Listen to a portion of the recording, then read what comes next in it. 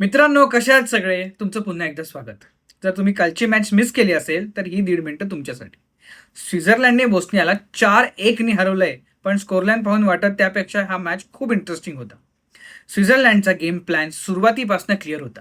मिडफील्डमध्ये त्यांनी कंट्रोल घेतला आणि बोस्नियाला ट्रान्झिशनमध्ये पकडण्याचा प्रयत्न केला. या मॅचमध्ये सर्वात जास्त मला ज्यांनी इम्प्रेस केलं त्याचं नाव आहे ग्रॅनिट झाकाने. त्यांनी स्वित्झर्लंडच्या प्रत्येक अटॅकची सुरुवात जवळपास त्याच्याकडूनच होत होती. टेम्पो कंट्रोल करून आणि पुढे बॉल डिस्ट्रीब्यूट करणं हे त्याला खूप चांगलं जमलं. त्याचबरोबर डॅन आणि झेकी यांनी बोस्नियाच्या डिफेन्सला सतत स्ट्रेच केलं. जेव्हा विंगर्स वाईड जात होते तेव्हा बोस्नियाच्या डिफेंडरमध्ये मोठी गॅप्स तयार होत होती. आता नवीन फुटबॉल्सना एक गोष्ट समजून सांगतो.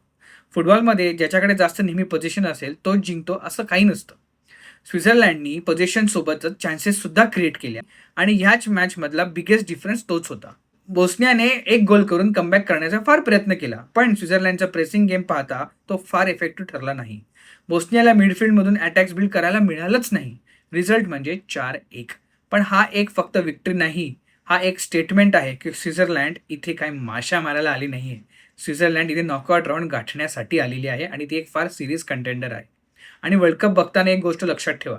काही टीम्स स्टार्स प्लेयर्समुळे जिंकतात, पण स्वित्झर्लंड सारख्या टीम सिस्टम, डिसिप्लिन आणि टीमवर्कमुळे जिंकली.